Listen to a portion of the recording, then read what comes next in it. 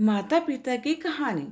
किस तरह हमारे माँ बाप बचपन में अपनी सारी खुशियों को त्यागते हुए हमें पालते हैं, बड़े करते हैं और हर बात का अच्छी तरह से ख्याल रखते हैं और कभी भी अपने बच्चों से दुखी भी नहीं होते और यहाँ तक कि उनकी हर शरारत और परेशान करने वाली बातों से तंग ना होते हैं, बल्कि उन्हें हर हाल में अच्छे बनने की राह में लगाए रखते हैं।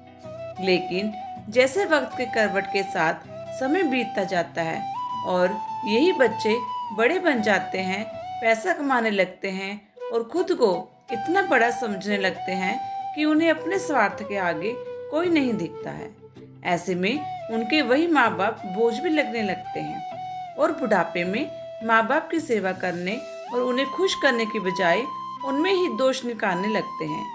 ऐसे संतान ना होने के बराबर ही होते हैं जो बुढ़ापे में अपने माँ बाप की सेवा नहीं कर सकते हैं, दो वक्त समय निकालकर उन्हें साथ कुछ पल नहीं बिता सकते हैं। ऐसे बच्चे माँ बाप के बुढ़ापे की लाठी बनने की बजाय उल्टा माँ बाप को बोझ समझने लगते हैं। तो चलिए, जिस प्रकार हमारे माँ बाप हमारे वजूद के कारण होते हैं, फिर वही माँ बाप इन बच्चों के लिए बोझ लगने लगते हैं। इसी सोच पर यह दिल को छू लेने वाली कहानी माँ बाप को सम्मान को बढ़ते हैं, जिन्हें हम सभी बहुत बड़ी सीख ले सकते हैं। बूढ़े माँ बाप का सम्मान। एक 80 वर्षीय व्यक्ति अपने 45 वर्षीय उशिक्षित बेटे के साथ अपने घर में सोफे पर बैठा था। अचानक उनकी खिड़की पर एक कौवा बैठ गया। पिता ने अपने बेटे से पूछा, ये क्या है? बेटे ने जवाब दिया, ये एक कौवा है। कुछ मिनटों के बाद पिता ने अपने बेटे से दूसरी बार पूछा, ये क्या है? बेटे ने कहा, पिता, मैंने अभी आपको ये एक कौवा है कहा है।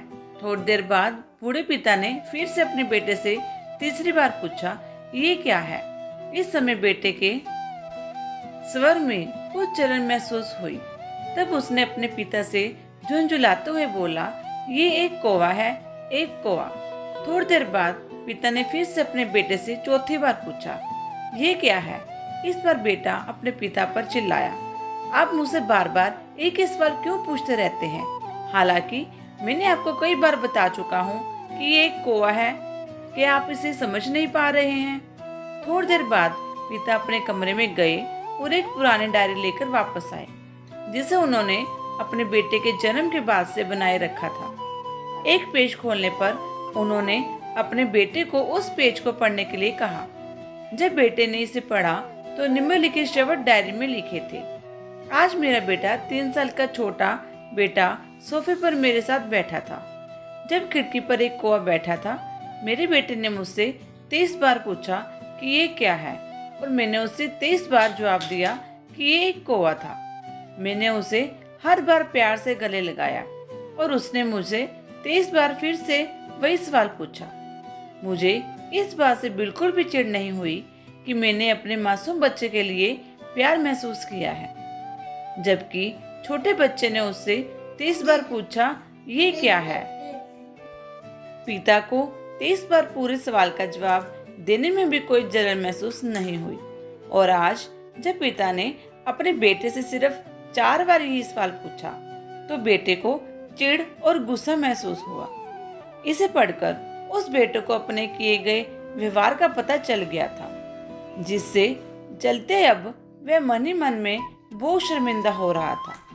शायद उसे अब किए गए अपने बूढ़े पिता के प्रति व्यवहार पता चल गया था।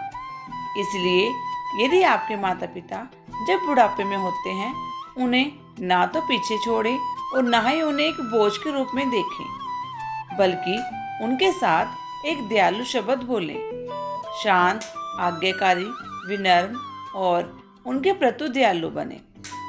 अपने माता पिता के प्रति विचारशील रहें। आज इस बात को कहें, मैं अपने माता पिता को हमेशा खुश देखना चाहता हूँ। जब से मैं छोटा बच्चा था, उन्होंने मेरी देखभाल की। उन्होंने हमेशा मुझ पर अपने निस्वार्थ प्रेम की वर्षा की है।